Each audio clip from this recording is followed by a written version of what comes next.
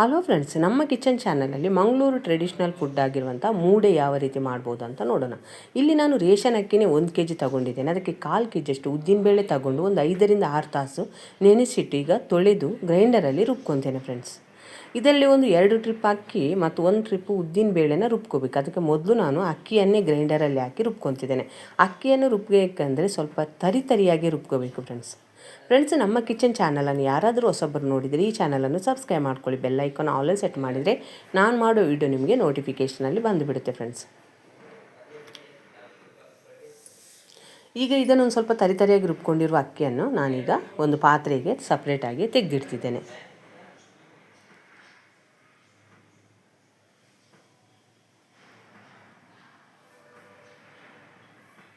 ಸಾಮಾನ್ಯವಾಗಿ ಈ ಮೂಡೆಯನ್ನು ಮಂಗಳೂರಲ್ಲಿ ಶ್ರೀಕೃಷ್ಣ ಜನ್ಮಾಷ್ಟಮಿ ಮತ್ತು ಚೌತಿ ಟೈಮ್ನಾಗ ಮಾಡ್ತಾರೆ ಫ್ರೆಂಡ್ಸ್. ಮತ್ತು ಏನಾದರೂ ವಿಶೇಷ ಇದ್ದಾಗ ಅಷ್ಟೇ ಈ ಮೂಡೆಯನ್ನು ಮಾಡ್ತಾರೆ. ಈಗ ಇದಕ್ಕೆ ನಾನು ಉದ್ದಿನ ಬೇಳೆಯನ್ನು ಹಾಕ್ಕೊತಿದ್ದೇನೆ ಫ್ರೆಂಡ್ಸ್. ಇಲ್ಲಿ ನೀವು ತಿಳ್ಕೊಬೇಕಾಗಿರೋದು ಏನಂದರೆ, ಅಕ್ಕಿಯನ್ನು ಹಾಕಬೇಕಂದ್ರೆ ನಾವು ಅದಕ್ಕೆ ಕೈ ಹಾಕಿ ಏನು ತಿರುಗಿಸೋದೇನು ಬೇಡ. ಆದರೆ ಉದ್ದಿನ ಬೇಳೆಯನ್ನು ಮಾತ್ರ ರುಬ್ಬಬೇಕಂದ್ರೆ ಅದನ್ನು ಚೆನ್ನಾಗಿ ತಿರುಗಿಸ್ತಾ ಇರಬೇಕು ಫ್ರೆಂಡ್ಸ್. ಆ ರೀತಿ ತಿರುಗಿಸ್ತಾ ಇದ್ದರೆ ನಾನು ನಿಮಗೆ ತೋರಿಸ್ತೇನೆ ಉದ್ದಿನಬೇಳೆ ಯಾವ ರೀತಿ ಉಬ್ಬಿ ಬರುತ್ತೆ ಅಂತ. ನೀವು ವಿಡಿಯೋದಲ್ಲಿ ಈಗ ನೋಡ್ತಿರ್ಬೋದು ಫ್ರೆಂಡ್ಸ್. ಗ್ರೈಂಡರಲ್ಲಿ ಎಷ್ಟು ತಳದಲ್ಲಿದೆ ಉದ್ದಿನ ಬೇಳೆ ಹಿಟ್ಟು, ಅದು ರುಬ್ಕೊತ ಎಷ್ಟು ಮೇಲೆ ಬಂದುಬಿಡುತ್ತೆ ಅಂತ ನಾನು ನಿಮಗೆ ವಿಡಿಯೋದಲ್ಲಿ ತೋರಿಸ್ತೇನೆ. ಇದು ಮೂಡೆ ಅಂತ ಅಲ್ಲ ಫ್ರೆಂಡ್ಸ್. ಅಕ್ಕಿ ಇಡ್ಲಿ ಇರ್ಬೋದು, ಅಥವಾ ರವೆ ಇಡ್ಲಿ ಇರ್ಬೋದು, ಅಥವಾ ತಟ್ಟೆ ಇಡ್ಲಿ ಇರ್ಬೋದು, ಯಾವುದಕ್ಕೆ ನೀವು ರುಬ್ಬೇಕಂದ್ರೆ ಉದ್ದಿನ ಬೇಳೆನ ಸಪ್ರೇಟಾಗಿ ರುಬ್ಕೊಂಡು ಈ ರೀತಿ ರುಬ್ಕೋಬೇಕು. ಅದು ಉಬ್ಬಿ ಮೇಲೆ ಬರಬೇಕು. ಅಲ್ಲಿವರೆಗೆ ನೀವು ಫ್ಲಫಿಯಾಗಿ ಅದನ್ನು ರುಬ್ಕೋಬೇಕು ಫ್ರೆಂಡ್ಸ್. ಈ ರೀತಿ ಆದರೆ ಸಾಕು. ಇದನ್ನೀಗ ಒಂದು ಅದೇ ಪಾತ್ರೆಗೆ ಅಕ್ಕಿ ಇಟ್ಟು ತೆಗೆದಿರೋ ಪಾತ್ರೆಗೇ ತೆಗಿತಿದ್ದೇನೆ ಫ್ರೆಂಡ್ಸ್. ಈಗ ಮತ್ತು ಅಕ್ಕಿ ಮತ್ತು ಉದ್ದಿನ ಬೇಳೆನ ಈಗ ರುಬ್ಬಿ ಒಂದು ಪಾತ್ರೆಗೆ ಹಾಕ್ಕೊಂಡಿದ್ದೇನೆ. ಈಗ ಇದನ್ನು ತಳದಿಂದ ತಿರುಗಿಸ್ಕೋಬೇಕು ಫ್ರೆಂಡ್ಸ್. ಯಾಕಂದರೆ ನಾವು ತಳದಲ್ಲಿ ಅಕ್ಕಿ ಇರುವುದರಿಂದ ಅದನ್ನು ಮತ್ತು ಉದ್ದಿನ ಬೇಳೆನೂ ಒಂದೇ ಥರ ತಿರುಗಿಸ್ಕೋಬೇಕು. ಇವಾಗಲೇ ಇದಕ್ಕೆ ನಾನು ಉಪ್ಪನ್ನು ಹಾಕ್ಕೊತಿದ್ದೇನೆ ಫ್ರೆಂಡ್ಸ್.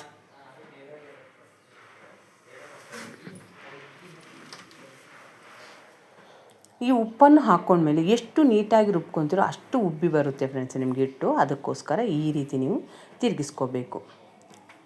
ಈಗ ನಾನು ರಾತ್ರಿ ಒಂದು 8 ಗಂಟೆಗೆ ಇದನ್ನು ಈ ರೀತಿ ರೆಡಿ ಮಾಡಿ ಹಿಟ್ಟನ್ನು ಇಟ್ಟಿರ್ತೇನೆ ಫ್ರೆಂಡ್ಸ್. ನಾಳೆ ಮುಂಜಾನೆ 7 ಗಂಟೆಗೆ ನಿಮಗೆ ತೋರಿಸ್ತೇನೆ ಹಿಟ್ಟು ಯಾವ ರೀತಿ ರೆಡಿಯಾಗಿದೆ ಅಂತ.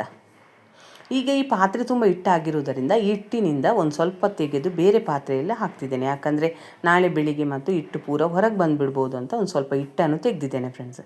ಈಗ ಇಲ್ಲಿ ಬಾಳೆ ಎಲೆ ಅಥವಾ ಒಂದು ಎಲೆ ಅಡಿಕೆ ಎಲೆಯನ್ನು ತಗೊಂಡು ಈ ರೀತಿ ಅದಕ್ಕೊಂದು ದೀಪ ಹಚ್ಚಿ, ನಮ್ಮ ತಾಯಿಯವರು ಯಾವ ರೀತಿ ಮೂಡೆ ಮಾಡ್ತಾರೋ ಅದೇ ಮೆಥಡಲ್ಲಿ ನಿಮಗೆ ಮೂಡೆ ಮಾಡುವ ಪದ್ಧತಿಯನ್ನು ತೋರಿಸ್ತಿದ್ದೇನೆ. ಅದಕ್ಕೊಂದು ದೀಪ ಹಚ್ಚಿ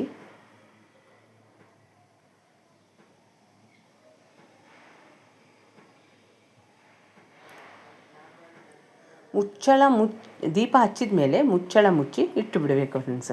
ಇದು ಹಬ್ಬದ ದಿವಸ ಮಾಡುವ ಮೂಡೆ ಆಗಿರುವುದರಿಂದ ಇಷ್ಟು ಅದಕ್ಕೆ ಸಾಂಪ್ರದಾಯಿಕವಾಗಿ ಇದನ್ನು ಮಾಡ್ತಾರೆ ಫ್ರೆಂಡ್ಸ್. ಈಗ ದೀಪ ಹಚ್ಚಿ ಅದ್ರ ಮೇಲೆ ಒಂದು ಮುಚ್ಚಳ ಮುಚ್ಚಿ ಅದಕ್ಕೆ ಕಬ್ಬಿಣದ ಭಾರವಾದ ವಸ್ತುವನ್ನೊಂದು ಇಡಬೇಕು. ನನ್ನ ಹತ್ರ ಯಾವುದೇ ಬೇರೆ ಕಬ್ಬಿಣದ ಭಾರವಾದ ವಸ್ತು ಇಲ್ಲ ಅಂತ ಈ ರೀತಿ ಒಂದು ಚಾಕುನ ಅದರ ಮೇಲೆ ಇಡ್ತಿದ್ದೇನೆ ಫ್ರೆಂಡ್ಸ್. ನಿಮಗೆ ಇಟ್ಟು ನಾಳೆ ಬೆಳಿಗ್ಗೆ 6 ಅಥವಾ 7 ಗಂಟೆಗೆ ನಾನು ಯಾವ ರೀತಿ ಬಂದಿದೆ ಅಂತ ತೋರಿಸ್ತೇನೆ ಫ್ರೆಂಡ್ಸ್. ಈಗ ಮುಂಜಾನೆ 7 ಗಂಟೆಗೆ ಇದನ್ನು ನಿಮಗೆ ತೋರಿಸ್ತಿದ್ದೇನೆ ಹಿಟ್ಟು ಯಾವ ರೀತಿ ರೆಡಿಯಾಗಿದೆ ಅಂತ. ನೀವು ವಿಡಿಯೋದಲ್ಲಿ ನೋಡ್ತಿರ್ಬೋದು ಫ್ರೆಂಡ್ಸ್. ಹಿಟ್ಟು ಈ ರೀತಿ ಮೇಲೆ ಬಂದಿದೆ ಮತ್ತು ಅಡಿಕೆ ಎಲೆಯ ಕೆಳಗೆ ನೊರೆಯಾಗಿ ಇಟ್ಟು ಬಂದಿರೋದನ್ನು ನೀವು ಈಗ ನಾನು ತೋರಿಸ್ತೇನೆ ಫ್ರೆಂಡ್ಸ್ ನಿಮಗೆ. ಈ ರೀತಿ ಇಟ್ಟು ರೆಡಿಯಾಗಿದೆ ಫ್ರೆಂಡ್ಸ್. ನಾವು ಉಪ್ಪನ್ನೆಲ್ಲ ಹಾಕಿ ರಾತ್ರಿನೇ ರೆಡಿ ಮಾಡಿರುವುದರಿಂದ ಅದರ ಮಧ್ಯೆ ಇರುವ ಏರು ಹೋಗಬಾರ್ದು ಅಂತ ಈ ರೀತಿ ಹಿಟ್ಟನ್ನು ತಗೋಬೇಕು. ಮಿಕ್ಸ್ ಮಾಡ್ಕೋಬಾರ್ದು ಹಿಟ್ಟನ್ನು. ಯಾವತ್ತು ಮೂಡೆಗೆ ಅಂತ ಮಾಡಿರೋ ಹಿಟ್ಟನ್ನು ಯಾವತ್ತೂ ಕಲಸ್ಕೋಬಾರ್ದು. ಈ ರೀತಿ ತಗೋಬೇಕು ಹಿಟ್ಟನ್ನು. ಯಾವ ರೀತಿ ಹಿಟ್ಟು ಫ್ಲಫಿಯಾಗಿ ಬಂದಿದೆ ಅಂತ ನೀವು ವಿಡಿಯೋದಲ್ಲಿ ನೋಡ್ತಿದ್ದೀರಲ್ಲ ಫ್ರೆಂಡ್ಸ್. ನಾನು ಮೂಡೆಯನ್ನು ಮಂಗಳೂರಿನಿಂದ ತರಿಸ್ಕೊಂಡು ಅದನ್ನು ತಂದು ಕೂಡಲೇ ಒಂದು ಸಲ ವಾಶ್ ಮಾಡಿ ನಿನ್ನೆ ರಾತ್ರಿಯೇ ಇಟ್ಟಿದ್ದೇನೆ ಫ್ರೆಂಡ್ಸ್. ಅದನ್ನೀಗ ಇಡ್ಲಿ ಬೇಯಿಸುವ ಪಾತ್ರೆಯಲ್ಲಿ ಈಗ ಮೊದಲು ಮೂಡೆಯನ್ನು ಇಡಬೇಕು. ಹಿಟ್ಟನ್ನು ಹಾಕೋಬಾರ್ದು. ಫಸ್ಟು ಕರೆಕ್ಟಾಗಿ ಮೂಡೆಯನ್ನು ಇಟ್ಕೋಬೇಕು. ಅದಕ್ಕೂ ನೀರನ್ನು ಹಾಕಿಲ್ಲ. ಎಲ್ಲ ಹಿಟ್ಟು ಹಾಕಿದ ಮೇಲೆ ಅದರ ಮಧ್ಯದಲ್ಲಿರೋ ಸ್ಟ್ಯಾಂಡ್ಗೆ ಬರುವವರೆಗೆ ನೀರನ್ನು ಹಾಕೋಬೇಕು ಫ್ರೆಂಡ್ಸ್. ಈಗ ಎಲ್ಲವನ್ನು ನೀಟಾಗಿ ಇಟ್ಟ ಮೇಲೆ ಈ ರೀತಿ ಅದಕ್ಕೆ ಹಿಟ್ಟನ್ನು ಹಾಕೋಬೇಕು.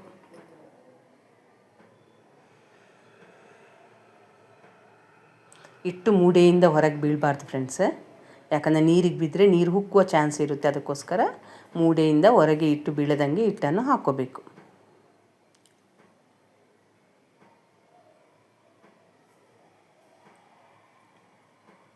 ಈ ಹಿಟ್ಟನ್ನು ಎಲ್ಲ ಮೂಡೆಗೆ ಹಾಕಿದ ಮೇಲೆ ಅದಕ್ಕೆ ನೀರನ್ನು ಹಾಕ್ಕೋಬೇಕು. ಈಗ ಇದಕ್ಕೆ ನೀರನ್ನು ಹಾಕ್ಕೊತೇನೆ ಫ್ರೆಂಡ್ಸ್.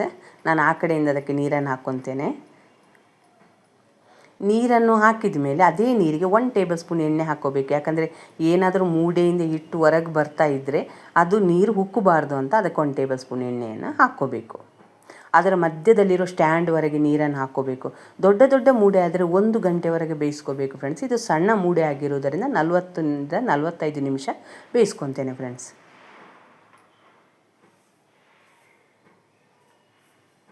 ಸಾಮಾನ್ಯವಾಗಿ ಮೂಡೆಯನ್ನು ಕಾಯಿ ಹಾಲು ಜೊತೆ ಅಥವಾ ತೆಂಗಿನಕಾಯಿ ಚಟ್ನಿ ಜೊತೆ ಸಾಮಾನ್ಯವಾಗಿ ತಿಂತಾರೆ ಫ್ರೆಂಡ್ಸ್.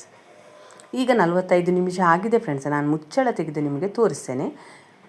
ಇದು ಒಂದೊಂದು ಸಲ ಮಧ್ಯದಲ್ಲಿ ಬೆಂದಿರೋದಿಲ್ಲ, ಮೇಲೆ ಅಷ್ಟೇ ಬೆಂದಿರುತ್ತೆ. ಅದಕ್ಕೋಸ್ಕರ ಒಂದು ಚಾಕುವಿನ ಸಹಾಯದಿಂದ ಈ ರೀತಿ ಇದಕ್ಕೆ ಯಾವ ರೀತಿ ಈ ಚಾಕುಗೊಂದು ಸ್ವಲ್ಪ ಇಟ್ಟು ಅಂಟ್ಕೋಬಾರ್ದು ಫ್ರೆಂಡ್ಸ್. ನೀವು ವಿಡಿಯೋದಲ್ಲಿ ತೋರಿಸ್ತಿದ್ದೇನೆ, ಹಾಗಾದರೆ ಇದು ಪರ್ಫೆಕ್ಟಾಗಿ ಬೆಂದಿದೆ ಅಂತ ಲೆಕ್ಕ. ಈಗ ತಣ್ಣಗಾದಮೇಲೆ ಇದನ್ನು ಸಪ್ರೇಟಾಗಿ ಕೆಳಗೆ ತೆಗೆದಿಡಬೇಕು ಫ್ರೆಂಡ್ಸ್. ಇದರಲ್ಲಿರುವ ನೀರೆಲ್ಲ ಖಾಲಿಯಾಗಿದೆ. ಈ ವಿಡಿಯೋ ಇಷ್ಟ ಆದರೆ ಲೈಕ್ ಮಾಡಿ, ಶೇರ್ ಮಾಡಿ, ಆದಷ್ಟು ನಮ್ಮ ಚಾನಲನ್ನು ಸಪೋರ್ಟ್ ಮಾಡಿ ಫ್ರೆಂಡ್ಸ್.